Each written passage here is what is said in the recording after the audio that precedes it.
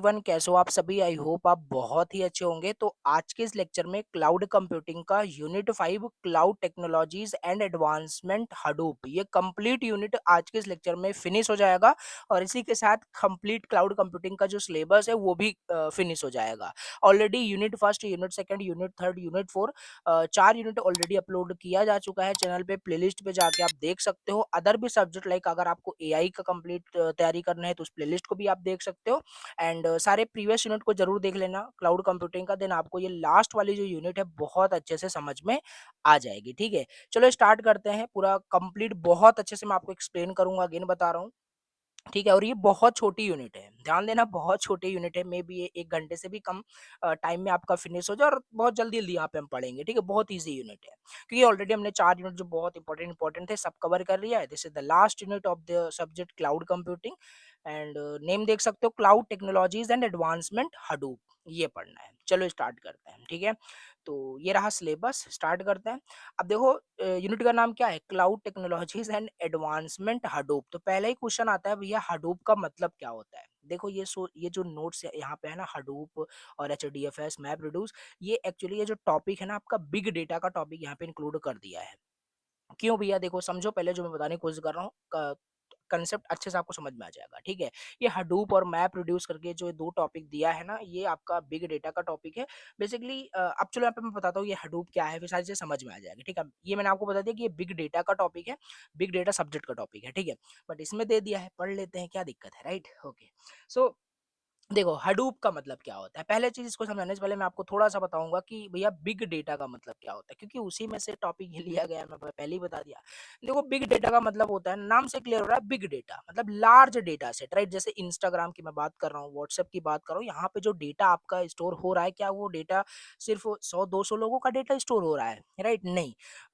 एक बहुत लार्ज बोल सकते हो, बहुत लार्ज डेटा सेट वो स्टोर करके रख रहे हैं। मल्टीपल यूजर्स का, बिलियंस ट्रिलियंस यूजर्स का वहां पे जो डेटा है स्टोर किया जा रहा है, तो बस वही आपका एक होता है बिग डेटा, राइट।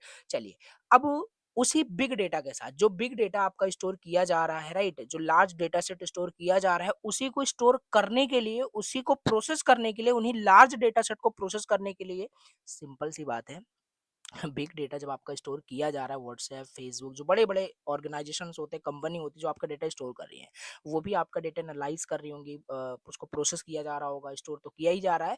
तो ये सब चीज करने के लिए कुछ फ्रेमवर्क, कुछ जरूरत होगी, राइट। तो बस अब यहाँ से इतनी चीज आपको क्लियर है कि नहीं, जो मैंने भी कहानी ये बताया। अब आते हैं हडूप। हडूप आपका बेसिकली वही है कि आप इसे फ्रेमवर्क बोलो, ओपन सोर्स एक फ्रेमवर्क होता है। जो क्यों डिजाइन किया गया है, ये डिजाइन किया गया है ताकि उसी डेटा, जो बिग डेटा आपका स्टोर हो रहा है, राइट, उसी डेटा को स्टोर किया जा सके और उसी डेटा पे कुछ ना कुछ वहां पे प्रोसेस, मतलब कि लार्ज डेटा सेट जो है ना उसको प्रोसेस किया जा सके।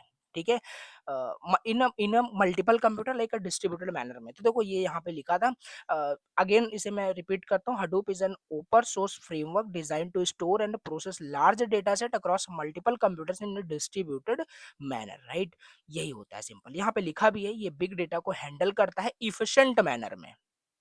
अरे कुछ टेक्नोलॉजी, कुछ टूल्स, कुछ फ्रेमवर्क और यूज होगा तभी ना आपका जो बड़ा बड़ा जो डेटा वहाँ पे स्टोर हो रहा है वो स्टोर हो पाएगा, उसको प्रोसेस। तो वाकई में ये आपका फ्रेमवर्क है जो यूज होता है इंडस्ट्री में, राइट। 2 कंपोनेंट्स होते हैं हडूप के अंदर, मैं बात करूँ 2 मेन कंपोनेंट्स होते हैं जिससे हडूप आपका ये मिलकर बनता है। क्या क्या होता है, एच होता है, मैप रिड्यूस होता है। ठीक है, एच मतलब हडूप डिस्ट्रीब्यूटेड फाइल सिस्टम। देखो यहाँ पे मैंने क्या बोला था, आपको पहले बताइए, ये आपका ओपन सोर्स फ्रेमवर्क है जो क्या करता है, स्टोर करेगा, और जो स्टोर करेगा जो लार्ज डेटा सेट, उसी लार्ज डेटा सेट को ये प्रोसेस भी करता है। 2 काम है इसके, राइट। अब ये 2 काम कौन करेगा, इसके अंदर कंपोनेंट्स होते हैं। स्टोर करने का काम करेगा आपका H Hadoop distributed file system, right, for storing data, ये यूज होता है। मैप रिड्यूस जो कंपोनेंट होता है, ये डेटा को प्रोसेस करता है, जो भी मैंने आपको बताया कि लार्ज डेटा सेट को प्रोसेस किया जाएगा, तो ये इस तरीके से है। ठीक है, और ये हडूप आपका ओपन सोर्स फ्रेमवर्क होता है। चलिए, ये समझ में आपको आ गया कि नहीं। ठीक है, हडूप क्या होता है, ठीक है, कहानी आप लिख पाओगे काफी सारी चीजें बना करके। ठीक है, अब अपाची हडूप का मतलब समझते हैं। राइट। हालाँकि ये सारे टॉपिक्स मैंने बिग डेटा सब्जेक्ट में मैंने आपको पढ़ाया था, वहीं से मैंने कॉपी पेस्ट किया है और इसमें कोई ऐसा नहीं है कि ये मतलब कोई गलत बात है। बाकी हाँ, वही सेम टॉपिक है, सेम चीज़ें यहाँ पे भी है, क्योंकि क्लाउड में जो डेटा स्टोर होता है ना, वहाँ पे 1-2 यूज़र का डेटा नहीं स्टोर होता है, वहाँ पे बिग डेटा ही स्टोर होता है। लार्ज जैसे बात करें, अमेज़न का जो डेटा है वो क्लाउड पे उनके एडब्ल्यूएस पे स्टोर हो रहा होगा। आप जो कोई प्रोजेक्ट बनाते हो, कोई बड़ा कोई प्रोजेक्ट बनाते हो, आपका जो डेटा स्टोर होगा क्लाउड पे, तो क्लाउड पे छोटा-मोटा डेटा नहीं स्टोर होता, बिग डेटा ही स्टोर होता है। तो वही हम यहाँ पे पढ़ रहे हैं, ठीक है। अब अपाची हडूप के बारे में समझ लेते हैं।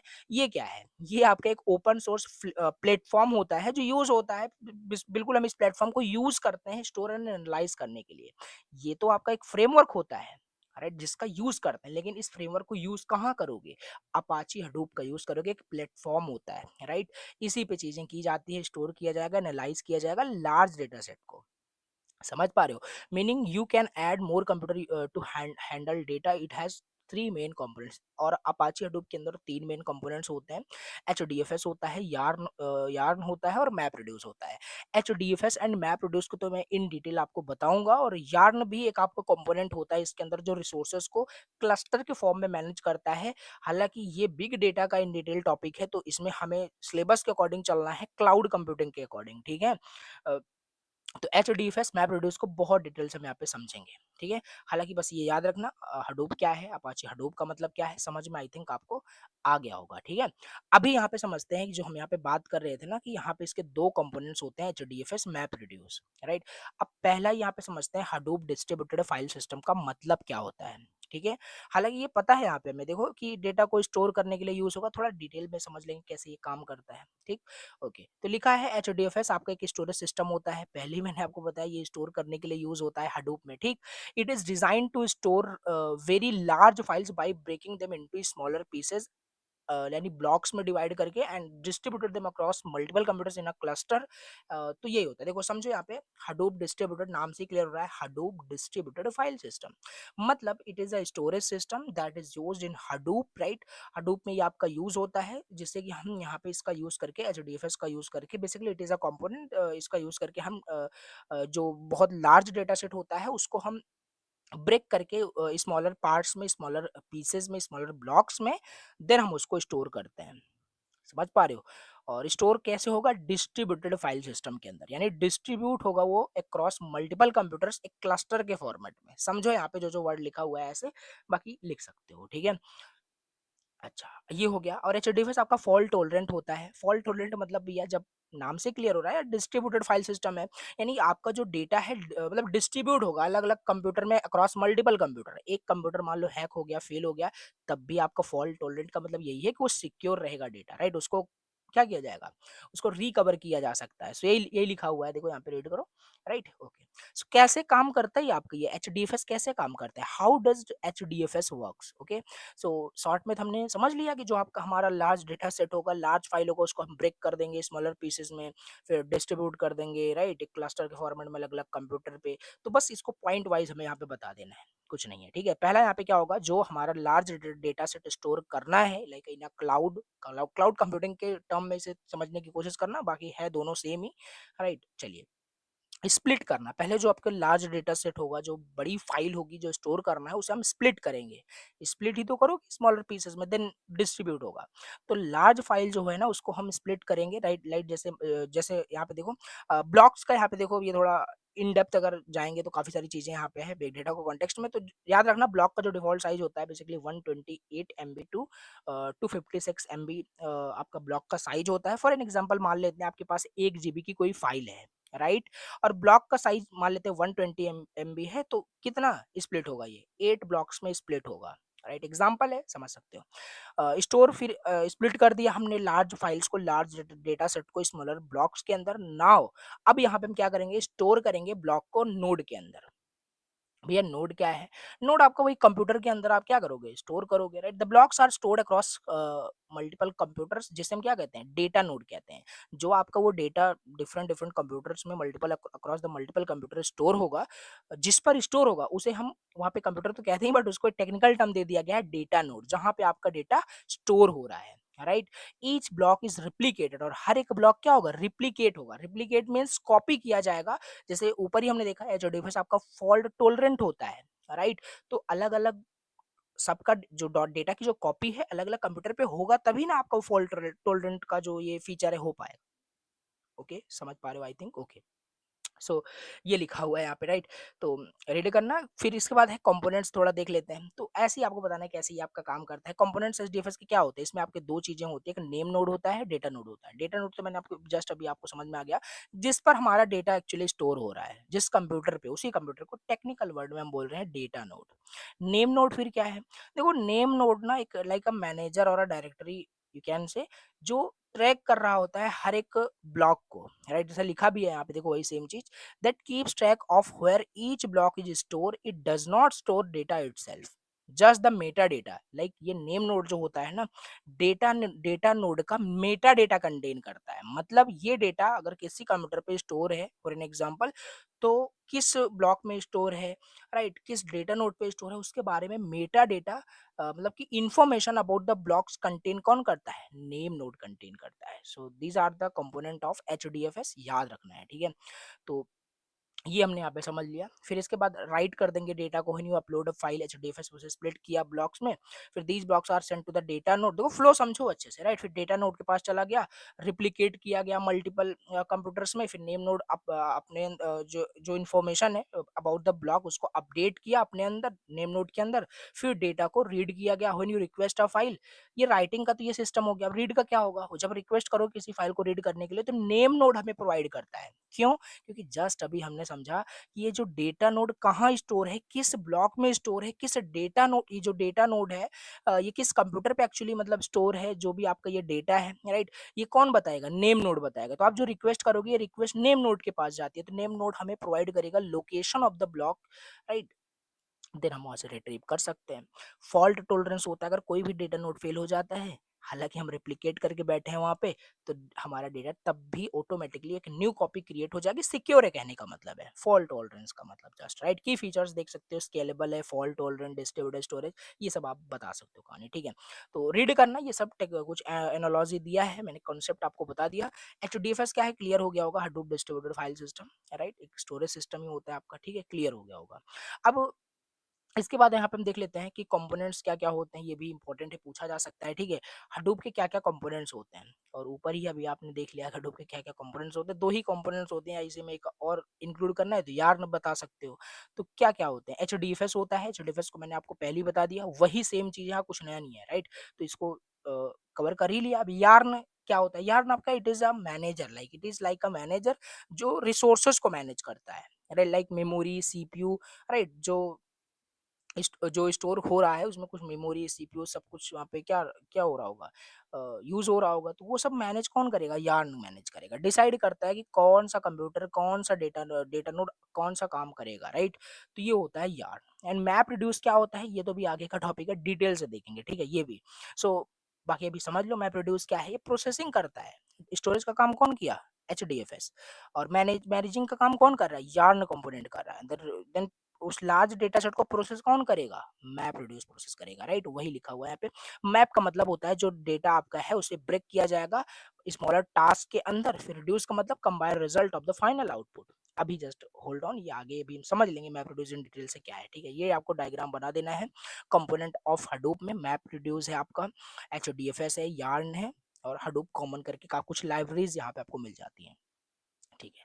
Hadoop common toolbox provide tools and libraries to help all the components works together. भाई ये सारे कंपोनेंट्स इनको आपस में काम कराने के लिए, राइट, वर्क्स टुगेदर। सो एक लाइब्रेरीज यूज होती है, काफी सारी लाइब्रेरीज यूज होती है, तो वो Hadoop कॉमन में आ जाता है। टूल बॉक्स हो गया, राइट? तो ये हमारे पास यहाँ पे कुछ कंपोनेंट्स हो गए। तो ये आपका इंपॉर्टेंट है। देखो मैं आपको बताता भी चल रहा हूँ, यहाँ पे मेंशन नहीं किया हूँ, ये हडूप का जो कॉन्सेप्ट था इंपॉर्टेंट है। हडूप और इसका एचडीएफएस का वर्किंग और इसका जो है ये आपका कंपोनेंट इंपॉर्टेंट है, इसको मार्क कर लेना है, ठीक है? अभी यहाँ पे समझ लेते हैं जो हडूप का दूसरा कंपोनेंट होता है मैप रिड्यूस। मैप रिड्यूस क्या करता है? मैप रिड्यूस आपका प्रोसेसिंग का काम करेगा, राइट? हडूप हडूप के तो दो ही यहाँ पे मेन काम है ना। ओपन सोर्स आपका देखो यहाँ पे बताया था, ओपन सोर्स फ्रेमवर्क होता है आपका हडूप। हडूप आपका स्टोर करेगा, प्रोसेस करेगा। स्टोर कौन करता है इसके अंदर? एचडीएफएस। प्रोसेस कौन करेगा? Map reduce. अब इसी मैप रिड्यूस को यहाँ पे हमें डिटेल से समझ लेना है, ठीक है। लिखा है मैप रिड्यूसिंग आपके एक प्रोग्रामिंग मॉडल होता है हडूप में, जो प्रोसेस करता है large amounts of data by dividing it into smaller task that run on many computers at the same time. It has two main steps. Okay, overall ये process करेगा large amount of data को, large data set को, जो आप store करना चाहते हो, right. दो कंपोनेंट इसके अंदर होते हैं, नाम में ही देखो, इसके वर्ड में ही सारी चीजें छुपी है। मैप रिड्यूस, एक आपका मैप हो जाएगा, रिड्यूस होगा, दोनों का मतलब समझते हैं, राइट। मैप का मतलब होता है जो लार्ज अमाउंट ऑफ डेटा है ना, उसको क्या किया जाएगा, स्मॉलर पार्ट्स में डिवाइड किया जाएगा, देन उस पर प्रोसेसिंग की जाएगी, राइट। तो ये होता है मैप का मतलब। रिड्यूस का मतलब होता है कंबाइन करेगा फिर रिजल्ट को, यार सिंपल सी बात है, उसको प्रोसेस करके हमें रिजल्ट चाहिए, ठीक है। तो स्मॉलर पार्ट्स में डिवाइड कर दिया गया, राइट। अब वो जो स्मॉलर पार्ट्स में डिवाइड कर दिया गया उसको प्रोसेस किया जाएगा। स्मॉलर पार्ट्स को प्रोसेस करके फिर बड़े पार्ट्स को प्रोसेस करके एक रिजल्ट निकाला जाता है। समझ पा रहे मैं क्या बोलने की कोशिश कर रहा हूँ? ये लाइक डिवाइड एंड कॉन्कर आपने सॉल्व किया होगा काफी सारे प्रॉब्लम, तो उस टाइप से यहाँ पे काम करता है, ठीक है। छोटे छोटे प्रॉब्लम का सोल्यूशन निकाल लो, बड़े प्रॉब्लम का सोल्यूशन ऑटोमेटिकली निकल जाता है, ठीक है। तो रिड्यूस का मतलब कंबाइन करिए result from the map steps to produce the final output. कुछ ये डायग्राम आपको दिख रहा होगा, राइट। ये डायग्राम आपको यहाँ पे बना देना है। अब ये कंबाइनर क्या है, सॉर्ट एंड सफल क्या है, ये इसकी वर्किंग का डायग्राम बनाया गया है, ठीक है। फिर रिड्यूस करके यहाँ पे आपका आउटपुट आ जाता है। तो आओ इसको थोड़ा अच्छे से समझने की कोशिश करते हैं, इसकी वर्किंग, राइट। कैसे डिवाइड करेंगे, क्या मतलब ये सफल शॉर्ट का क्या मतलब है, समझ पाओगे अच्छे से, एग्जाम्पल से समझेंगे, ठीक है। तो यहाँ पे है बेसिकली, तो इसको आप फेजेस बोल सकते हो, और ये इंपॉर्टेंट है याद रखना, फेजेस बोल सकते हो, स्टेजेस बोल सकते हो, और वर्किंग भी आप इसे बोल सकते हैं, क्योंकि सब आप एक्सप्लेन कर रहे हो, तो ठीक है। अब यहाँ पे देख लेते हैं phases stages of map reduce. Basically मैंने आपको पहले ही बताया, इसमें इसमें कितने फेजेस हैं। पहला आपका मैप फेज हो जाएगा, राइट, जहाँ पे आपका जो लार्ज अमाउंट ऑफ डेटा है वो ब्रेक किया जाएगा। दूसरा आपका सफल एंड सॉर्ट होगा, ग्रुप किया जाएगा। तीसरा रिड्यूस किया जाएगा, देन आउटपुट आ जाएगा। समझ पा रहे हो? अच्छा, अब यहाँ पे देखते हैं वही मैप फेज में क्या होता है। देखो मैप फेज में मतलब स्प्लिट करना, एक सेकेंड, मैप फेज में वही स्प्लिट करना, देन मैप करना। Input data is split into small chunks, small blocks में क्या किया जाएगा, स्प्लिट किया जाएगा, राइट। बस वही, लाइक एग्जांपल से if analysing a document, like mapper फिर क्या करेगा, how many times each word appears and output result भी, लाइक एक डॉक्यूमेंट है, एक एग्जाम्पल समझने की कोशिश कर रहे हैं, लाइक जिसको हम प्रोसेस करना चाहते हैं with the help of the map reduce. Like एक डॉक्यूमेंट है, we want to analyse that document, right. तो मैपर वहां पे क्या करेगा, मैप फेज क्या करेगा, बेसिकली मान लेते हैं कि वो काउंट करना चाहता है how many times each word appears and output result should like this, like जैसे वर्ड वन एक टाइम आया है, इस टाइप से हम यहाँ पे चाहते हैं। लाइक कोई डॉक्यूमेंट है, उसके अंदर कोई वर्ड हमने यहाँ पे सेट कर दिया कि ये प्रोसेस होना चाहिए, तो वो वर्ड जितनी बार आएगा उतनी बार ये काउंट आपका दिखाएगा, ठीक है। अब इसको आगे देखते हैं। फिर इसके बाद यहाँ पे दूसरा आपका फेज होता है सफल एंड शॉर्ट फेज का। यहाँ पे ग्रुपिंग होती है। The key and key value pairs from the map phase are grouped by their key, like sorting all values for the same word together, right. जैसे all result for word one are group, उसे group किया जाएगा कुछ इस तरीके से, right. तो सफल एंड सॉर्टिंग इस फेज में यहाँ पे होता है। एंड फिर इसके बाद यहाँ पे क्या हो जाएगा, रिड्यूस फेज, यानी कंबाइन किया जाएगा। The grouped data is processed by the reducer which combines the value for each key, like इस तरीके से। यहाँ पे रिड्यूसिंग में क्या होगा कि जो ग्रुप्ड डेटा है, जो सफल एंड शॉर्ट से यहाँ पे आया है, राइट, इसको कंबाइन करके एक फाइनल आउटपुट वहाँ पे बनाया जाता है, which combines the value of each key, like इस तरीके से देखो, राइट। तो reducer add the value, then three, word one जो है हमारे पास यहाँ पे थ्री बार, यहाँ पे थ्री टाइम्स यहाँ पे आया हुआ है, इस तरीके से यहाँ पे पता चल जाएगा, ठीक है। एग्जाम्पल इसको समझेंगे तो ज्यादा अच्छे समझ में आएगा, नहीं तो कहानी हो जाएगी, ठीक है। देखो यहाँ पे, देखो जैसे इनपुट यहाँ पे हमने लिया, ठीक है, ये मैप रिड्यूस कैसे काम करता है ये लिखा हुआ है। स्मॉलर पार्ट्स स्मॉलर ब्लॉक्स में डिवाइड कर दिया गया, ठीक है। फिर मैप क्या करेगा, प्रोसेस करेगा ईच पार्ट टू क्रिएट की वैल्यू पेयर्स, कुछ इस तरीके से, राइट। फिर सफल एंड सॉर्ट किया जाएगा लाइक दिस, फिर रिड्यूस किया जाएगा, राइट, इस तरीके से, देन आंसर आ जाएगा, वर्ड वन हमारा थ्री टाइम्स आया हुआ है। एग्जाम्पल देखो, जैसे यहाँ पे एक वर्ड है, मान लेते हैं एक फाइल है, उसमें हमें वर्ड को काउंट करना है, कितने वर्ड्स हैं वहां पे, ठीक है। जैसे मान लेते हैं ये सेंटेंस है, ये फाइल में ये डेटा है, Hadoop is cool, Hadoop is fast, ये सेंटेंस है। तो इस पे जब मैप रिड्यूस अप्लाई किया जाएगा तो यहाँ पे काउंट होगा, जैसे हडूप यहाँ पे देखो कितनी बार आया, टू टाइम्स आया है, इज आपका टू टाइम्स आया, कूल वन टाइम्स आया, वन टाइम। तो ये यही तरह, ये मतलब ये तो डायरेक्ट हमने कर दिया, बट ये स्टेप जब ये तीनों फेज इस पे अप्लाई किया जाएगा ना, तो लास्ट में हमारा यही आंसर आ जाएगा। समझ पा रहे हो? तो मैप रिड्यूस यही आपका काम करता है, बस याद रखना है मैप रिड्यूस कुछ नहीं करता है, जो एचडीएफएस में डेटा आपका स्टोर किया गया था उसी लार्ज अमाउंट ऑफ डेटा, उसी लार्ज डेटा सेट पे क्या करेगा, प्रोसेसिंग करेगा कौन, मैप रिड्यूस। प्रोसेसिंग कितने स्टेजेस में होगी, ये 3 स्टेजेस में होगा, मैप फेज, सफल and sort phase and the last one is reduce phase, right? समझ पा रहे हो आई थिंक। अब इसके बाद हमारे पास नेक्स्ट यहाँ पे टॉपिक है phases of developing a map reduce application. यानी मैप रिड्यूस एप्लीकेशन को डेवलप करने के लिए कुछ फेजेस होते हैं, समझ पा रहे हो? तो इस फेजेस को देख लेते हैं, और ये सब आपकी इसमें सिलेबस में नहीं दिया, बट फिर भी मैप रिड्यूस करके उन्होंने मेंशन कर दिया, तो मैं सोचा कि सब आपको यहाँ पे कवर करना चाहिए related to the map reduce या हडूप जो भी है। तो यहाँ पे देखो कुछ स्टेप्स दिया हुआ है, इसको जल्दी समझ लेते हैं। अगर हमें new map reduce application create करना है तो इस स्टेप्स को हम फॉलो करेंगे। प्रॉब्लम अंडरस्टैंड करना, identify what you want to achieve with your data. Like आप एक डेटा को प्रोसेस करना चाहते हो, तो पहले प्रॉब्लम तो समझो क्या करना है आपको, वर्ड काउंट करना है कि क्या करना है, ठीक?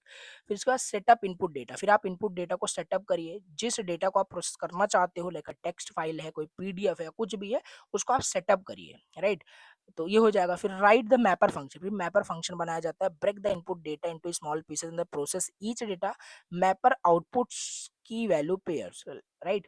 सो इनपुट जैसे मान लेते हैं हडूप इज अमेजिंग, ये था, ठीक है? तो मैपर आउटपुट क्या आएगा, हडूप 1 इज 1, इस तरीके से ये होता है, ठीक है? ऐसे आपको एग्जांपल करके दिखा देना है, राइट? तो ये हो जाएगा आपका राइट द मैपर फंक्शन। फिर इसके बाद राइट द रिड्यूसर फंक्शन, आपने क्या किया, इसे मैप कर दिया, हर एक वर्ड को उसके काउंट के साथ मैप कर दिया। इसके बाद यहाँ पे रिड्यूसर फंक्शन आप राइट करोगे, combine the key value pairs from the mapper, reducer process group data and produces the final output. Like यहाँ पे देखो इस तरीके से इसको रिड्यूस कर दिया जाएगा, फिर कॉन्फ़िगर किया जाएगा, फिर लास्ट में जो आपको specify the input file output location, एक second, output location mapper and reducer in your code, set the number of the mappers and reducer if needed, last में application you can run basically. Submit the job to a Hadoop cluster. Hadoop handles splitting data and running mappers, reducer। Basically Hadoop आपका data को split करके mapper function को run करके reducer function को run करेगा, output आपका save हो जाएगा और इस तरीके से आउटपुट आ जाएगा, राइट? अच्छा, तो ये हो गया कंप्लीट। यहाँ पे कैसे ही आपका इसमें क्या क्या कैसे ये काम करता है, क्या क्या मतलब फेजेस होते हैं डेवलप करने के एक मैप रिड्यूस एप्लीकेशन, ठीक? चलिए ये हो गया हमारा कि फेजेस क्या क्या होते हैं। तो इसके बाद यहाँ पे नेक्स्ट हमारे पास टॉपिक है, यहाँ पे सॉरी अभी आपने यहाँ पे देखो लास्ट स्टेप क्या था, run the application, the last में आप आउटपुट को वेरीफाई भी कर सकते हो कुछ इस तरीके से। तो रीड करना है, राइट? नोट्स आपके पास रहेगा, ओके? अब यहाँ से हमारा नेक्स्ट टॉपिक स्टार्ट होता है वर्चुअल बॉक्स का, ठीक है? वर्चुअल बॉक्स का यहाँ पे हमारा टॉपिक स्टार्ट होता है। देखो मैं आपको दिखाता हूँ, ये हडूप और मैप रिड्यूस को काफ़ी डिटेल में ही हमने यहाँ पे देख लिया, लाइक खाली यहाँ पे देखो हडूप तो मेंशन भी नहीं किया था, फिर भी यहाँ पे हमने कवर किया, बिकॉज आ सकता है, बिल्कुल आ सकता है। मैप रिड्यूस इन्होंने मेंशन किया था। अब यहाँ से हमारा स्टार्ट होता है वर्चुअल बॉक्स, राइट? इसे आओ यहाँ पे समझते हैं।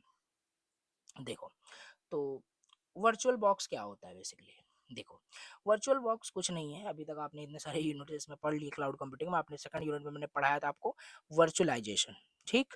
तो बस वही है आपका वर्चुअल बॉक्स। वर्चुअल बॉक्स एक आपका एक सॉफ्टवेयर होता है जो कौन प्रोवाइड करता है, ओरेकल प्रोवाइड किया है।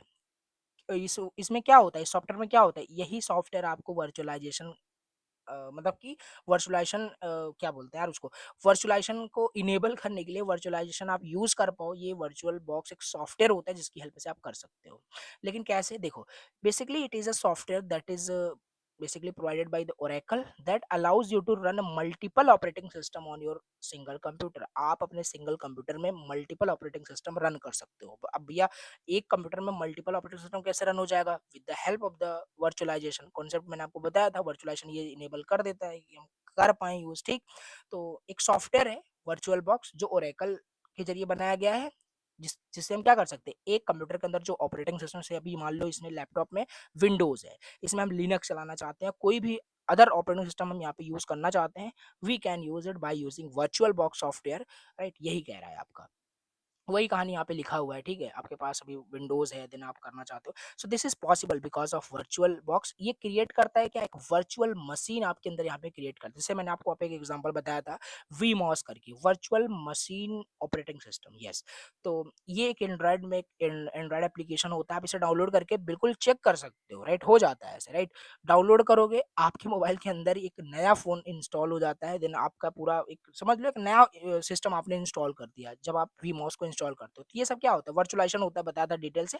वर्चुअल बॉक्स भी आपका एक सिंपल फ्री सॉफ्टवेयर है जो क्या करता है, मल्टीपल ऑपरेटिंग सिस्टम को इंस्टॉल कराता है हमारे सिंगल कंप्यूटर पे, बस यही होता है। तो रोल क्या होता है वर्चुअलाइजेशन में, मैंने आपको पहले ही बताया, ठीक है। तो वर्चुअलाइजेशन में आपका ये वर्चुअल बॉक्स यूज हो रहा है, हेल्प कर रहा है। इन शॉर्ट अगर हम देखिए, वर्चुअल बॉक्स आपका एक टूल है, सॉफ्टवेयर है, जो वर्चुअलाइजेशन को इजी बनाता है for the desktop and developers के लिए, राइट।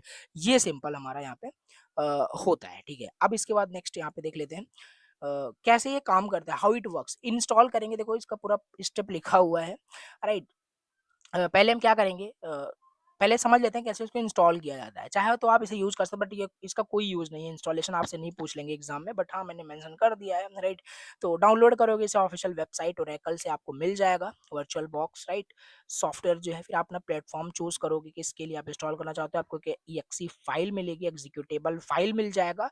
देन जैसे नॉर्मल सॉफ्टवेयर आप इंस्टॉल करते हो, देन आप वहाँ पे उसको इंस्टॉल करके एक नया ऑपरेटिंग सिस्टम वहाँ पे आप क्रिएट बिल्कुल कर सकते हैं, राइट। कैसे काम करेगा, इंस्टॉल करोगे वही सेम चीज, राइट। फिर वर्चुअल मशीन क्रिएट करोगे, फिर गेस्ट ऑपरेटिंग सिस्टम वहाँ पे क्रिएट करोगे, देन ये सारी चीजें हमारे पास यहाँ पे इस तरीके से ये आपका काम करता है, ठीक है। तो ये हो गया हमारे पास कि कैसे ये काम करता है और इसका इंस्टॉलेशन। चलो समझ लेते हैं इसके कुछ एडवांटेज एंड डिसएडवांटेज के बारे में, राइट।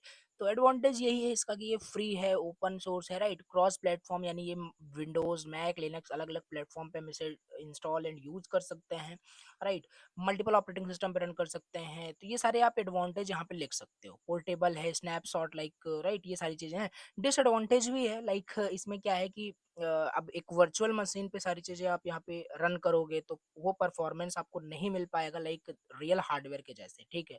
तो needs powerful hardware, if your PC has low RAM CPU, तो फिर मल्टीपल वर्चुअल मशीन जब पहले से ही रियल हार्डवेयर ही कमजोर है, तो पूरे उससे वर्चुअल जो उस पे क्रिएट करोगे तब तो प्रॉब्लम आएगी। तो ये सब यहाँ पे देख लेना, बहुत ईजी है, यहाँ पे एडवांटेज डिसएडवांटेज आप लिख सकते हो, ठीक। अब यहाँ पे देखते हैं, देखो ये भी एग्जांपल यहाँ पे इसको देख लेना, रियल लाइफ एग्जांपल लिखा हुआ है। अभी बात करते हैं गूगल क्लाउड प्लेटफॉर्म क्या होता है। देखो ये सब टॉपिक नहीं दिया है गूगल क्लाउड प्लेटफॉर्म क्या होता है, टॉपिक हमें यहाँ पे दिया है गूगल ऐप इंजन के बारे में, कि क्या होता है आपका गूगल ऐप इंजन, राइट। अब गूगल ऐप इंजन को समझने के लिए हमें समझना पड़ेगा गूगल क्लाउड प्लेटफॉर्म, क्योंकि गूगल जो ऐप इंजन होता है ये जस्ट एक आपका प्लेटफॉर्म है, गूगल क्लाउड प्लेटफॉर्म है, राइट। तो समझ लेते हैं ये गूगल क्लाउड प्लेटफॉर्म क्या होता है, नाम से नहीं क्लियर हो रहा है, गूगल क्लाउड प्लेटफॉर्म गूगल के जरिए प्रोवाइड किया जाने वाला एक क्लाउड प्लेटफॉर्म, क्लाउड सर्विस है आपका, राइट। इसी को हम गूगल क्लाउड प्लेटफॉर्म बोलते हैं, like AWS, Azure, multiple service provider जो आपको प्रोवाइड करते हैं, क्लाउड प्लेटफॉर्म प्रोवाइड करते हैं। उसी तरीके से भैया गूगल भी एक क्लाउड प्रोवाइडर बोल सकते हो, क्लाउड सर्विस प्रोवाइडर आपका होता है। वही लिखा हुआ है गूगल क्लाउड कंप्यूटिंग सर्विसेज ये प्रोवाइड करता है, it provides everything you need to build, store and run applications on the cloud instead of a local computer, okay. So वही लिखा है कि GCP is the same cloud that runs Google search, YouTube and Gmail. ये सब एक cloud platform की help से ही सब कुछ रन हो रहा है, राइट।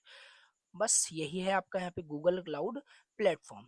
लाइक ऐसे अगर आप समझना हो तो एक टूल बॉक्स की तरह, जहाँ पे virtual servers, virtual machines, virtual database आप क्रिएट कर सकते हो, राइट।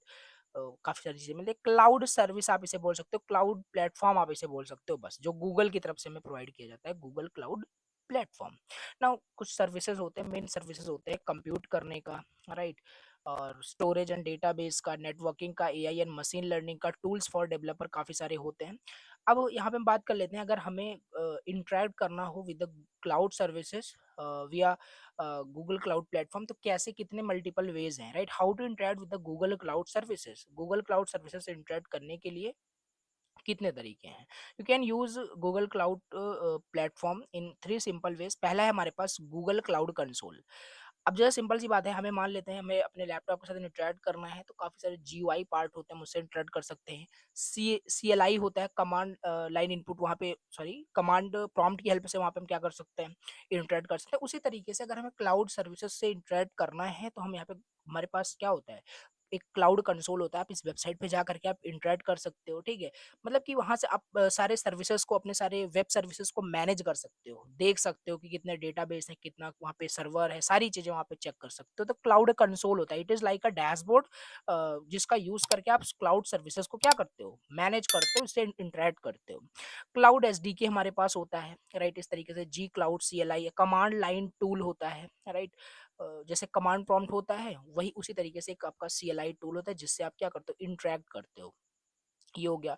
और बहुत सारे लाइब्रेरीज एपीआईज हमें मिल जाते हैं जिसका यूज करके, जिसका हम कोड राइट करके हम अपने उसके साथ क्लाउड सर्विस के साथ इंटरेक्ट कर सकते हैं। जैसे कि एग्जांपल, आपने काफी सारे प्रोजेक्ट बनाया होगा, अपने प्रोजेक्ट को इंटीग्रेट किया होगा विद योर डेटाबेस और क्लाउड सर्विस के साथ इंटरेक्ट किया होगा, तो वहाँ पे क्या करते हो, मल्टीपल लाइंस ऑफ कोड वहाँ पे राइट करते हो और सारा डिटेल वहाँ पे प्रोवाइड करके आप वहाँ पे कनेक्ट कर पाते हो। तो कुछ लाइब्रेरीज, कुछ एपीआई की हेल्प से वहाँ पे हो पाता है। तो यहाँ पे वही लिखा है कि आप अपने कोड के माध्यम से, लाइक पाइथन, जावा, नोड.जेएस, जावास्क्रिप्ट, इन सब का यूज करके कोड, मतलब कोड राइट करके आप क्लाउड सर्विसेज से क्या करते हो, इंटरेक्ट करते हो।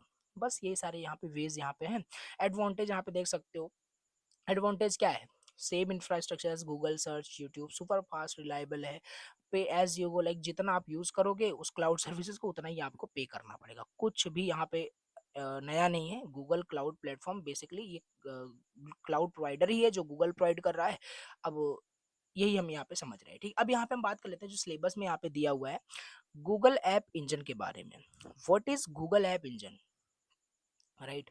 देखो, गूगल ऐप इंजन क्या है, जो भी हम समझ रहे थे गूगल क्लाउड प्लेटफॉर्म का, बस उसी का एक यहाँ पे एक प्लेटफॉर्म है, right. Basically it is a type of cloud platform जो प्रोवाइड किया जाता है किसके जरिए, गूगल के जरिए। लिखा है Google app engine is a platform as a service, यानी ये क्या है, प्लेटफॉर्म। देखो काफी सारे टाइप के क्लाउड सर्विस वहाँ पे थे, सॉफ्टवेयर एज अ सर्विस था, इंफ्रास्ट्रक्चर एज अ सर्विस था।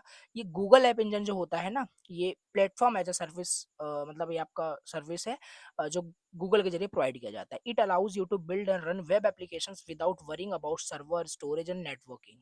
Basically it is a type of, यानी कि it is a type of platform as a service, right. Google app engine भी आपके एक टाइप ऑफ सर्विस ही है। किस टाइप का सर्विस है, PaaS, यानी कि प्लेटफॉर्म एज ए सर्विस। यहाँ पे आपको कोई भी चिंता नहीं करनी है कि आपको डेटाबेस मैनेज करना है, मतलब पूरा स्क्रैच से आप पूरा सर्विस यहाँ पे, like infrastructure as a service में हम देखते थे, वहाँ पे सब कुछ हमें करना पड़ता था, लाइक ऑपरेटिंग सिस्टम इंस्टॉल करना, सारी चीज़ यहाँ पे हमें बनी बनाई सारी चीज़ें, रेडीमेड चीज़ें मिल जाती हैं, जस्ट हमें उसमें लॉग इन करके सारी चीज़ें रन करना है, ठीक है। तो यहाँ पे वही लिखा है, without worrying about the server, storage, networking, just आपको कोड यहाँ पे राइट करना होता है, अपलोड करो, गूगल सारा चीज़, वो जिम्मेदारी सारे गूगल की होती है, उसके स्केलिंग, सिक्योरिटी, अपडेट, यस, यही होता है प्लेटफॉर्म। ऐसे ये बताया भी था आपको मैंने यूनिट सेकंड में डिटेल से कि ये क्या होता है प्लेटफॉर्म एज अ सर्विस, वही है यहाँ पे, ठीक है।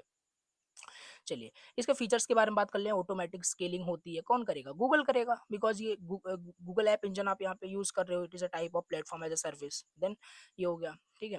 मल्टीपल लैंग्वेज सपोर्ट करता है, बिल्ट इन सर्विस होता है, pay as you go, like जितना यूज करोगे रिसोर्सेज को उतना ही आपको पे करना होता है, ठीक।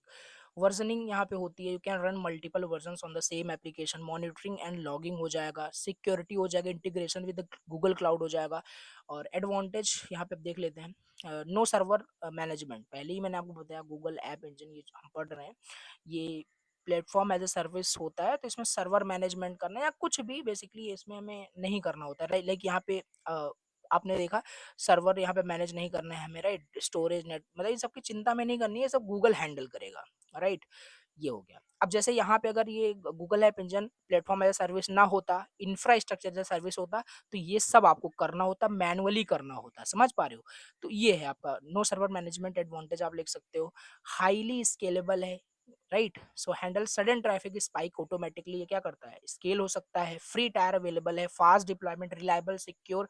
अब इसमें मैं आपको क्या ही समझाऊं, पॉइंट है आपको याद रखना पड़ेगा, then you can right, okay. Limitation देखते हैं यहाँ पे, राइट। लिमिटेड कंट्रोल होता है ऑन हार्डवेयर, सिंपल सी बात है, मैंने जब आपको इसका टाइप बताया था, जो software as a service, platform as a service, infrastructure service बताया था, तो वहाँ पे बताया था इसमें सिंपल सी बात है, इसमें आप पूरा कंट्रोल नहीं कर सकते, लाइक स्टोरेज और जो हार्डवेयर है, मतलब कंट्रोल पूरा इसमें आपका नहीं है, क्योंकि गूगल मैनेज कर रहा है इसका, not you, right. So vendor lock in होता है, app is tied to Google ecosystem, pricing में increase for very large applications. So अगर एक वर्ड में समझना है अगेन कि गूगल ऐप इंजन क्या है, एक प्लेटफॉर्म है। किस टाइप का प्लेटफॉर्म है, गूगल क्लाउड प्लेटफॉर्म है जो गूगल के जरिए प्रोवाइड किया जा रहा है, और ये एक किस टाइप की सर्विस प्रोवाइड करता है, platform as a service, right. A platform where you only write code and Google takes care of running, scaling and securing your application. Easy है, स्केलेबल है, सिक्योर है, कॉस्ट इफेक्टिव है, specially good for startup and students. तो ये कुछ लिखा है कहानी, इन शॉर्ट आप इसे समझ सकते हैं, ओके। देन अब यहाँ पे हम इसके कुछ आर्किटेक्चर के बारे में भी समझ लेते हैं, ठीक है। ये देखो इंपॉर्टेंट है, गूगल ऐप इंजन क्या होता है, इसके आर्किटेक्चर इन डिटेल पूछा जा सकता है, बिल्कुल राइट। अब इसका ये डायग्राम आप देख लो, गूगल ऐप इंजन का आर्किटेक्चर ये कैसे काम करता है एक्चुअली, ठीक है। यूजर क्या करता है, वो इंटरेक्ट करता है गूगल लोड बैलेंसर के साथ, देन वो ऐप इंजन एक फ्रंट एंड आपका पार्ट होता है। देन अब ये cloud storage, cloud SQL, cloud database, ma'am catch हो जाएगा, राइट। और टास्क क्यू, ऐप इंजन, ये सब क्या है, ये एक डायग्राम आपको बनाना है। अभी हर एक कंपोनेंट को, ये सारे जो देख रहे हो सब कंपोनेंट्स है, आपको इनको एक्सप्लेन कर देना है। Now let me explain all the components in detail, right. तो की कंपोनेंट्स यहाँ पे क्या क्या है, पहला यहाँ पे क्या है, यूजर क्या करेगा, लोड बैलेंसर के साथ क्या करेगा, इंटरेक्ट करेगा। तो पहला समझते हैं लोड बैलेंसर क्या होता है, राइट। देखो लोड बैलेंसर क्या है, ये रिसीव करता है request from the users around the world, मतलब कि ये यूजर से क्या करता है, रिक्वेस्ट को लेता है, ये जो गूगल लोड बैलेंसर होता है, और डिसाइड करता है where to send each request. और ये जो यूजर जो है लोड बैलेंसर को जो रिक्वेस्ट कर रहा है, ये रिक्वेस्ट कहाँ जाएगी, ये लोड बैलेंसर डिसाइड कर, बस इतना ही काम है। देख नहीं रहे हो यहाँ पे, ये रिक्वेस्ट यूजर से ले रहा है और ये रिक्वेस्ट को आगे फॉरवर्ड कर रहा है, यहाँ पे वही लिखा होगा, receive request from the users, right, decide where to send each request, which region, which app version, कहाँ भेजना है, ये सारा डिसाइड करता है लोड बैलेंसर। ना इसी में हमारे पास है ऐप, बस छोटा छोटा करके आपको जस्ट एक्सप्लेन कर देना है बस, right. App engine front end क्या होता है, सर्विसेज एंड वर्जन्स, राइट, इसमें सर्विस होता है, वर्जन्स होता है, इसे आओ यहाँ पे समझते हैं, right. The front end is where your code runs, web handler API, जो आपके सारे एप्लीकेशंस की, जो आपके वेब सर्विसेज की जो भी एपीआईज होती है, वो ऐप इंजन फ्रंट एंड में ही लिखी होती है, यानी यहाँ पे आपका कोड जहाँ रन कर रहा होता है। The front end is where your code runs, right. Web handlers APIs, you can deploy different versions for testing and switch traffic easily, right। ये हो जाएगा हमारे पास ऐप इंजन फ्रंट एंड। अब तीसरा हमारे पास है इंस्टेंसेस, राइट। ये क्या है, small container server that actually run your code, right. App engine creates more when traffic goes up and removes when the traffic drops. तो यहाँ पे कहने का मतलब है कि एक स्मॉलर आप इसे कंटेनर आप बोल सकते हो, जहाँ पे एक्चुअली कोड रन करता है, एग्जीक्यूट करता है ना। ऑटो स्केलिंग यहाँ पे है, right.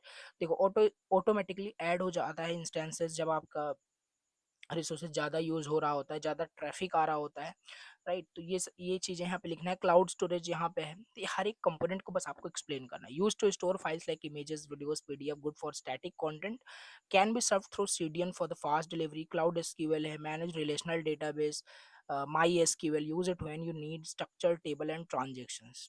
Just you have to explain all these components one by one, nothing else, right. इसी को एक्सप्लेन करना है आपको बस। क्लाउड डेटा स्टोर क्या होता है, NoSQL database for the flexible scalable storage, good for JSON like object. तो यानी क्लाउड डेटा स्टोर यहाँ पे कंपोनेंट है, right. No scalable database like MongoDB, like जो डेटा है वो जेसन फॉर्मेट में आपका लाइक एन ऑब्जेक्ट स्टोर होता है। फिर मेम कैच करके यहाँ पे कंपोनेंट है, right. Very fast memory, cache memory सबको पता है फास्ट है, तो उसी तरह मेम कैश जो होता है, ये भी एक वेरी फास्ट मेमोरी होता है, जो फ्रिक्वेंटली जो डेटा वहाँ पे है ना, उसको और फास्ट बनाता है कि डायरेक्टली वो चीज़ एक्सेसिबल हो जाए, ठीक है। तो ये मेम कैच यहाँ पे एक कंपोनेंट है। Task Q, cloud task for background jobs, send email, resize image, these run outside the user request, so response fast होता है।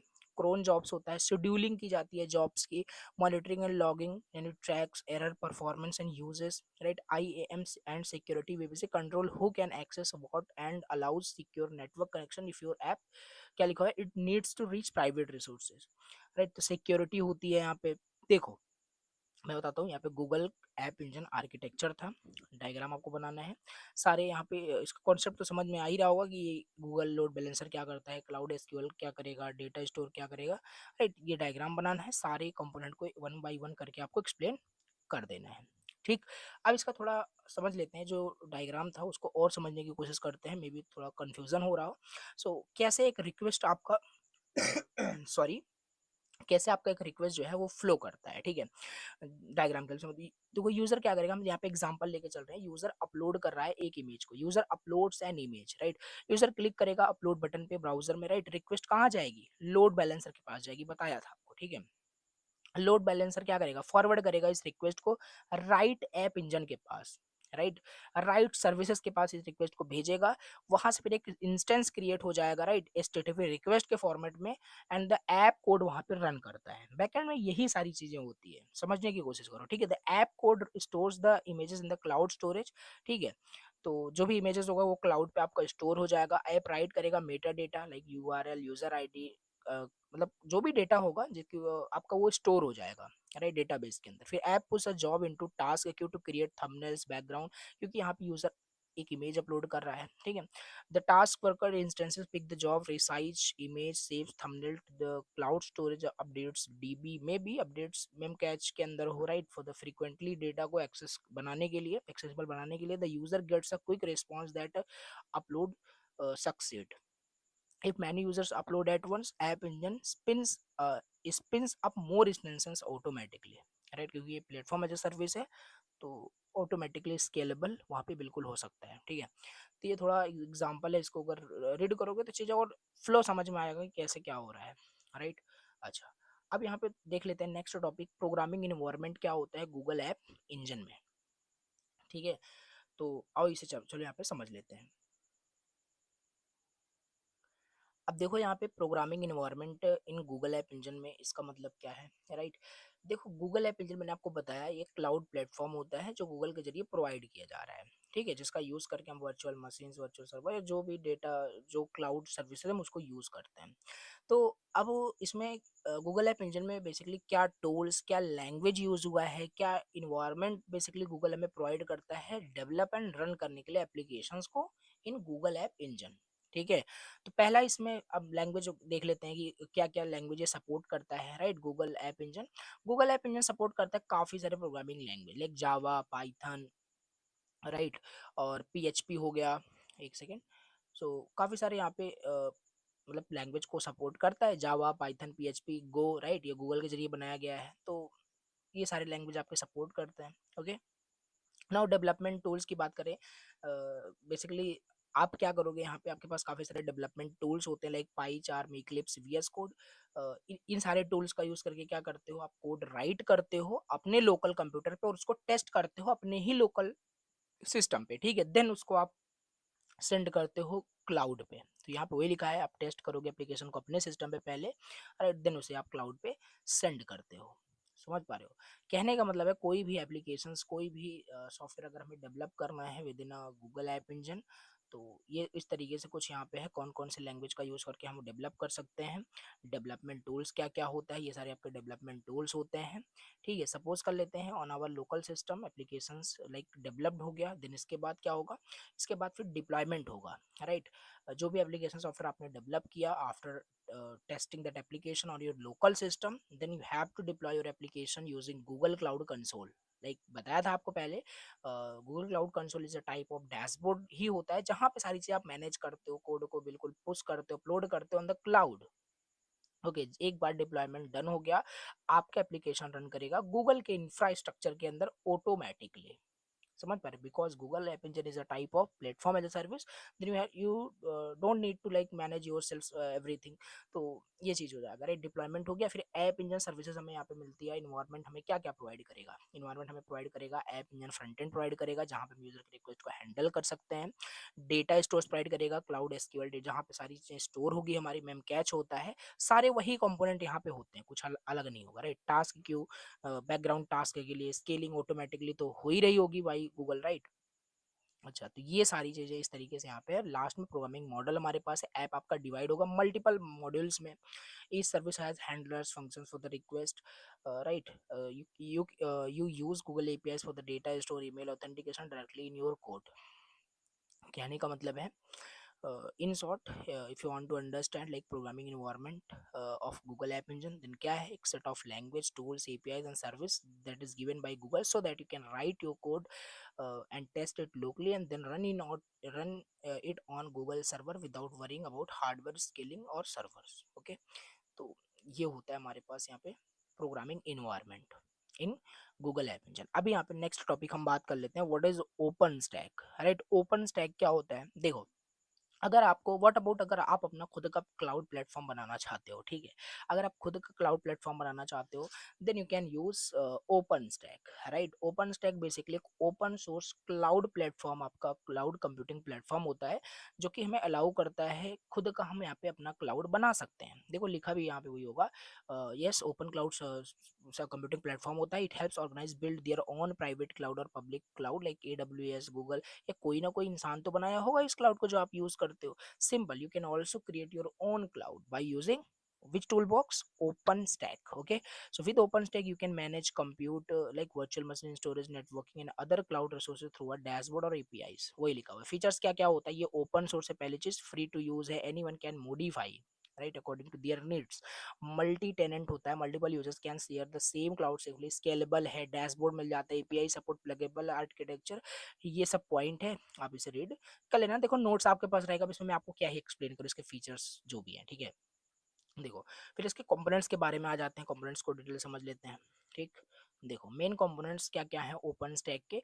Open stack has many components right, many services यहाँ पे है, each does one job in the cloud right.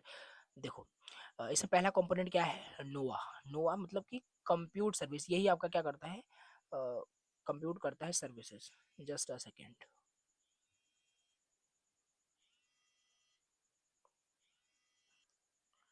Okay, कहाँ पे थे, हाँ नोवा हम समझ लेते हैं. बेसिकली एक कंप्यूट सर्विस आपका ये एक कंपोनेंट होता है जो मैनेज करता है क्या, वर्चुअल मशीन को मैनेज करता है, works with hypervisor like right. मतलब कहने का मतलब है हाइपरवाइजर जो आपका कंपोनेंट था जो वर्चुअल मशीन क्रिएट करता था. ठीक है, तो ये आपका एक कंप्यूटिंग सर्विस होता है नोवा, जो वर्चुअल मशीन को मैनेज करता है. If you want to create 10 new server then ये कौन हैंडल करेगा, नोवा ही इसे हैंडल करता है. ठीक है, और इसमें बेसिकली थोड़ा टेक्निकल टर्म है लाइक, अब यहाँ पे देखो न्यूट्रॉन करके है, ये इसका काम क्या होता है, नेटवर्किंग सर्विस के लिए. अगर आपको नेटवर्किंग करना within the cloud then ये आपका कंपोनेंट यूज होता है. Manages networking in the cloud, create virtual network, subnets, IP address, firewall, load balancer right, connecting virtual machine securely, giving each one its own IP addresses.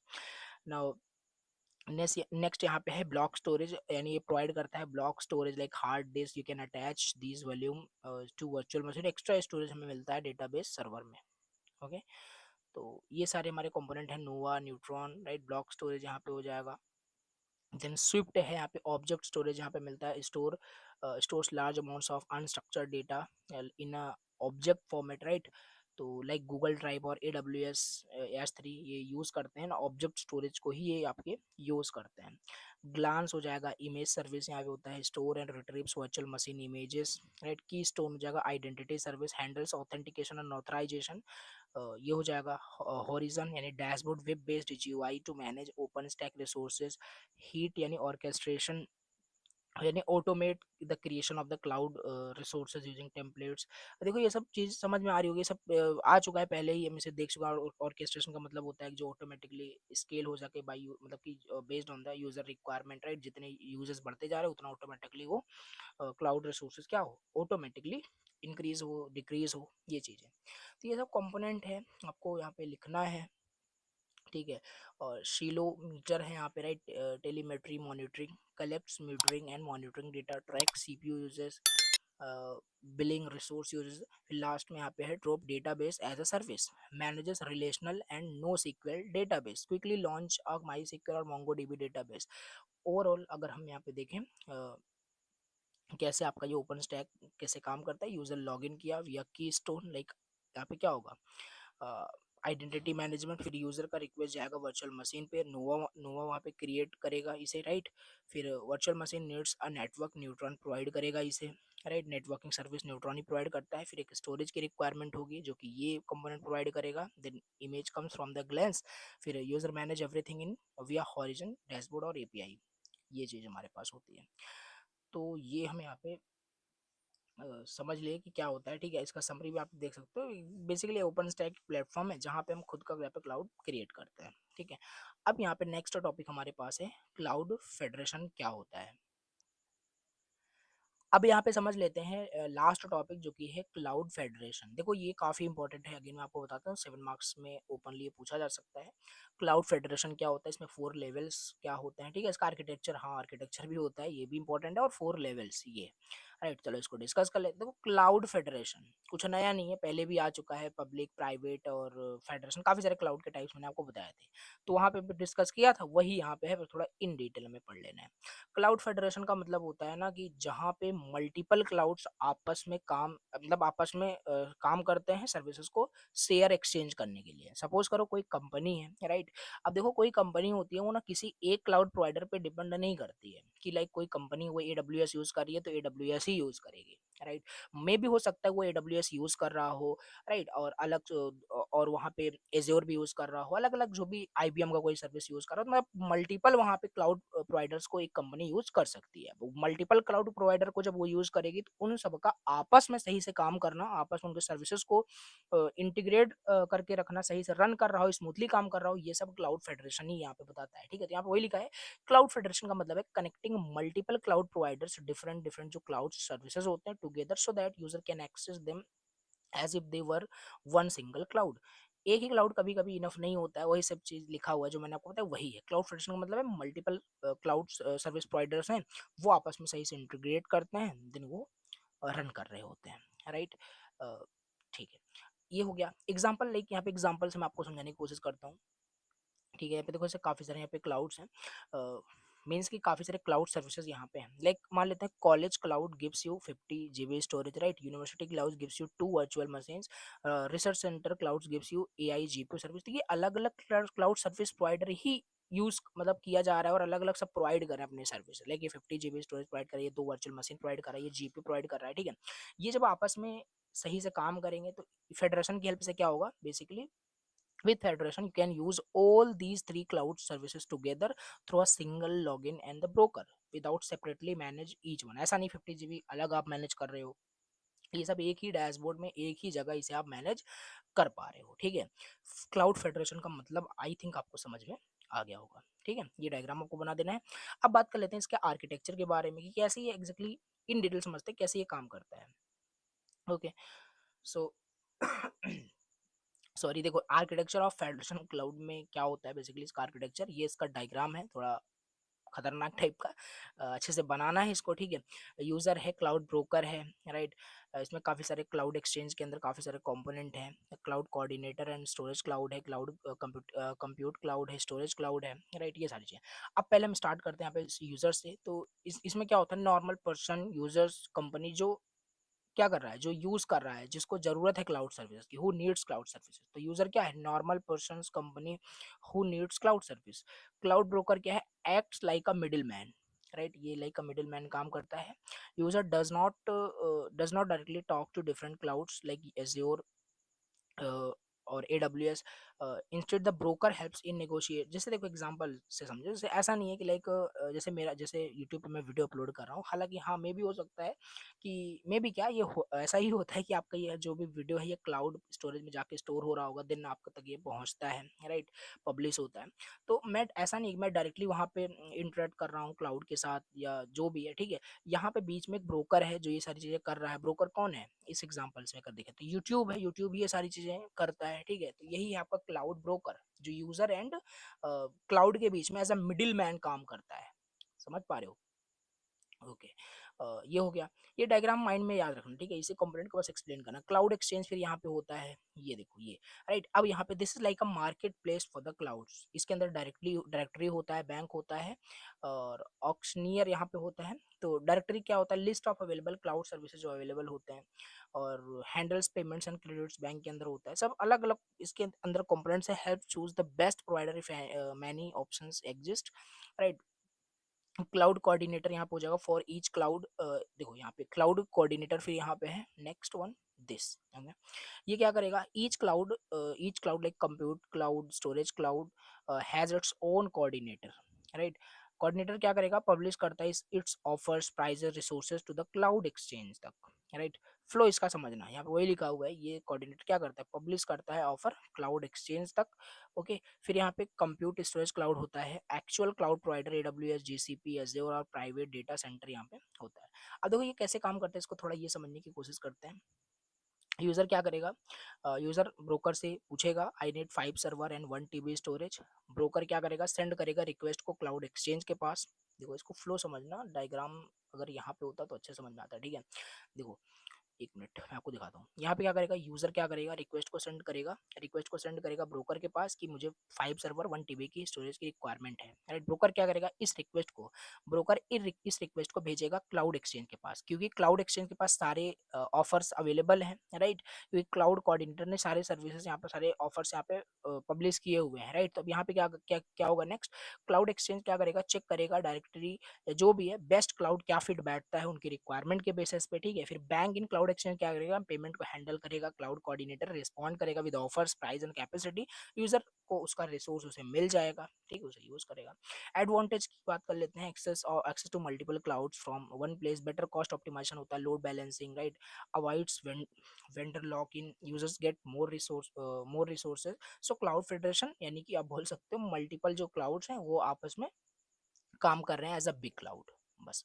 इसके बाद यहाँ पे हमारा next topic है जो कि है 4 levels of cloud federation. Cloud federation में कुछ 4 लेवल होते हैं, ये काफी इंपॉर्टेंट है, पूछा जाता है, ठीक है। तो इसे भी देख लो। तो पहला यहाँ पे देखो, क्लाउड फेडरेशन का मतलब मैंने आपको पहले ही समझा दिया क्या है। ये जो फेडरेशन है ना, कि जो आपस में सारे क्लाउड्स काम करते हैं, works together, right, as a big cloud. तो यहाँ पे 4 लेवल्स मतलब लेवल होते हैं, 4 लेवल्स यहाँ पे होते हैं। सो देखो पहला यहाँ पे है परमिशिव फेडरेशन, राइट। पहला हमारे पास क्या है, permissive federation, this is the basic lowest level आपका होता है, राइट। ये परमिशिव फेडरेशन क्या होता है, ये बेसिक एंड लोएस्ट लेवल होता है। One cloud trust the user of another cloud without much checking, ठीक। तो ये है, जैसे एग्जांपल देखो, you log in cloud A with credential from cloud B, तो cloud A just accept it, right. तो इसमें बट रिस्क भी होता है, बिकॉज ये लेस सिक्योर होता है, because there is no strong verification, ठीक। तो परमिशिव यहाँ पे हमारे पास हो जाएगा परमिशिव फेडरेशन, ओके। दूसरा हमारे पास है verified federation, here the cloud verifies the identity before giving access, it checks if the user really belongs to the other cloud और नॉट, राइट। देखो फ्लो समझो पहले, फेडरेशन क्लाउड के हम लेवल समझ रहे हैं। ये हमारा परमिशन जो फेडरेशन है बेसिकली, ये आपका एक बेसिक एक लोवेस्ट लेवल होता है, सबसे सबसे बेसिक लेवल आपका ये होता है, राइट। आप लॉगिन करोगे कहाँ पे, क्लाउड ए पे आप लॉगिन करोगे अपने क्रेडेंशियल का यूज़ करके, यूज़र नेम पासवर्ड जो भी होता है क्लाउड बी का, वो आप यहाँ पे लॉगिन करोगे, जस्ट ये एक्सेप्ट कर लेगा, आपको लॉग इन कर देगा, ठीक है। देन आप सर्विसेज को दोनों को यूज़ कर सकते हैं, राइट। जैसे जैसे एग्जांपल देखो, anyone from your friends group can enter my home without showing ID, तो ये है मतलब रिस्क होता है यहाँ पे, देखो it is less secure because कोई ऑथेंटिकेशन ऑथराइजेशन यहाँ पे नहीं होता है। वेरीफाइड फेडरेशन यहाँ पे होता है, यहाँ पे क्या होगा ना, वेरीफाई किया जाएगा बिफोर गिविंग एक्सेस, राइट। यहाँ पे लिखा है वही सेम चीज कि it checks if the user really belongs to other cloud और नॉट, राइट। तो cloud will confirm the user name password जो भी डालेगा, वो उसे वेरीफाई किया जाएगा क्लाउड बी के डेटाबेस से कि क्या ये वाकई में यूजर्स जो एक्सेस करना चाहता है सर्विसेज को, क्या ये वही यूजर है क्या नहीं, राइट। तो वेरीफाइड फेडरेशन हमारे पास यहाँ पे होता है। अच्छा, इसके बाद नेक्स्ट है इनक्रिप्टेड फेडरेशन। encrypted federation क्या है, in this level secure communication is used between the two clouds, the identity information is exchanged in encrypted form so no one can steal it, right। जैसे यहाँ पे लिखा है encrypted federation के example में, when cloud b sends your login information to cloud a, तो ये encrypted format में सारी चीजें होती है, राइट। अच्छा, अब यहाँ पे नेक्स्ट हमारे पास है trusted federation, this is the highest and strongest level आपका होता है। The clouds have a deep trust relationship, both sides are confident that the other clouds users are authentic and secure.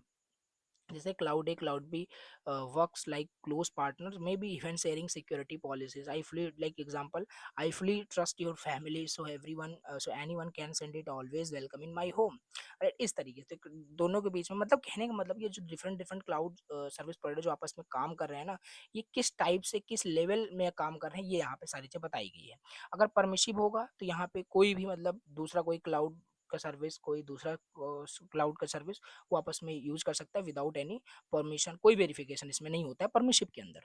Verified में क्या होगा, वो चीज चेक की जाती है, वेरीफाई की जाती है। इनक्रिप्टेड में क्या होगा, क्लाउड बी क्लाउड ए को कोई डेटा सेंड करता है तो किस टाइप का फेडरेशन होगा, इनक्रिप्टेड फेडरेशन होगा, मतलब कि आपका जो डेटा होगा बहुत सिक्योर होगा। ट्रस्टेड में क्या होगा, क्लाउड ए क्लाउड बी आपस में काम करे लाइक अ क्लोज पार्टनर, में भी हो सकता है गूगल क्लाउड जो सर्विस प्रोवाइडर है, AWS जो भी है, आपस में काफी क्लोज सर्विस एज प्रोवाइडर काम कर रहे हो, देन वहाँ पे मे बी क्या हो कि मतलब कि स्ट्रॉन्गेस्ट बोल सकते हो रिलेशनशिप बिटवीन बोथ क्लाउड वहाँ पे हो रहा हो, ठीक है।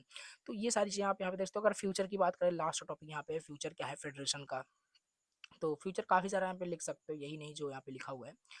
तो पहला हमारे पास multi cloud and hybrid cloud federation होता है। Companies will not depend, simple सी बात है आज की यहाँ पे, मतलब काफ़ी सारी कंपनी जैसे ऐसे ही है कि मतलब एक ही सर्विस प्रोवाइडर पे नहीं डिपेंड करती, काफ़ी सारे अलग अलग सर्विस प्रोवाइडर को यूज़ करती, बट इन फ्यूचर भी इसका काफ़ी सारा यूज़ है, राइट, कि डिपेंड नहीं करेगी एक ही क्लाउड पे। सो मैनी क्लाउड्स वो यूज़ करेंगे, राइट। स्ट्रॉन्गर सिक्योरिटी वहाँ पे होगा, जीरो ट्रस्ट फेडरेशन होगा, मतलब कि current federation often assume some level of trust, in the future zero trust models will be use, meaning every request will be verified, right, हर request को verify किया जाए, बहुत सिक्योर होगा, कहने का मतलब है स्ट्रॉन्गेस्ट सिक्योरिटी यहाँ पे अ, हो रहा होगा, राइट। अच्छा, ये चीज हो गया। ग्लोबल आइडेंटिटी स्टैंडर्ड हमारे पास यहाँ पे होगा। Right now there are many standard यहाँ पे है, OAuth, open ID, right, but in future there will be a unified global standard होगा to make federation smoother across industries. Blockchain based federation भी हो सकता है in future. Blockchain can blockchain is the most powerful technology, like in future इसका काफ़ी growth है, right. तो उसके बेस्ड भी काफ़ी सारे क्लाउड यहाँ क्लाउड फेडरेशन यहाँ पे हो सकता है। Blockchain can provide decentralize identity, right, no single company like Google Facebook extra control करेंगे आपको लॉगिन को, डिसेंट्रलाइज होगा, कहने का मतलब है user on their identity can use it across all federated system, okay. AI powered federation यहाँ पे हो सकता है, क्रॉस इंडस्ट्री फेडरेशन यहाँ पे हो सकता है, सीमलेस यूजर एक्सपीरियंसेस, राइट। तो ये सारे यहाँ पे हमारे पास मतलब कि इसके फ्यूचर हो सकते हैं, राइट। तो यस, इस तरीके से हमारा ये यूनिट हो गया 100% कंप्लीट। नाउ यहाँ पे सिलेबस देख लेते हैं। देखो सिलेबस ये काफ़ी छोटा था, लास्ट यूनिट थी, बहुत ज़्यादा इंपॉर्टेंट नहीं है, राइट। लेकिन हाँ, इसमें काफ़ी सारे इंपॉर्टेंट जो क्वेश्चन थे मैंने आपको बता दिए, राइट। अगर लास्ट में आपको समराइज करना हो कौन सा इंपॉर्टेंट था, तो ये फेडरेशन वाला जो टॉपिक है ना, पूरा मैं बात कर रहा हूँ, ये इसी में से 7 मार्क्स के क्वेश्चन पूछ लिए जाते हैं, इसके लेवल्स, इसके फ्यूचर, राइट, ये सारी चीज़ें। बाकी हाँ, ये भी 2-2 मार्क्स के आ जाते हैं। तो पूरा यहाँ पे हमने सिलेबस को यहाँ पे कवर किया इन डिटेल, राइट। तो इस तरीके से हो गया आपका क्लाउड कंप्यूटिंग का 100% पूरा का पूरा सिलेबस फिनिश, राइट। अब लास्ट एक आपका एक वीडियो और आएगा इस सब्जेक्ट के ऊपर, जिसमें कि मैं आपको काफ़ी सारे इंपॉर्टेंट क्वेश्चंस बताऊंगा, पीवाईक्यूज मतलब कि क्वेश्चन सॉल्व करके आपको दिखाऊंगा काफ़ी सारे, मतलब कि पूरा 100% आपका यहाँ पे, मैं आपको पता ही है लास्ट टाइम पे जब एग्जाम आपका होता है तो वहाँ पे एक सारे इंपॉर्टेंट क्वेश्चंस मैं प्रोवाइड जरूर कराता हूँ, और उसी में से काफ़ी सारे क्वेश्चंस आ जाते हैं आपके एग्जाम में, राइट। पहले तो आपको सारे वन शॉट को कवर कर ही लेना है, सिलेबस पढ़ लेना है, देन उसके बाद इंपॉर्टेंट क्वेश्चन पर डिपेंड होना है। So this is the last unit था आपका, राइट। और जाके आप अदर भी सब्जेक्ट देख लेना, लाइक आर्टिफिशियल इंटेलिजेंस का, राइट, वहाँ पे वन शॉट अपलोड हो चुका है, तो उसको भी जाके देख सकते हो। तो अगर लेक्चर समझ में आया हो तो प्लीज़ लाइक करना, राइट, और कमेंट करके बताना लेक्चर आपको कैसा लगा, राइट। चलिए चलिए, मिलते हैं किसी नेक्स्ट वीडियो में। Thank you so much for watching the lecture. Till then bye bye and take care.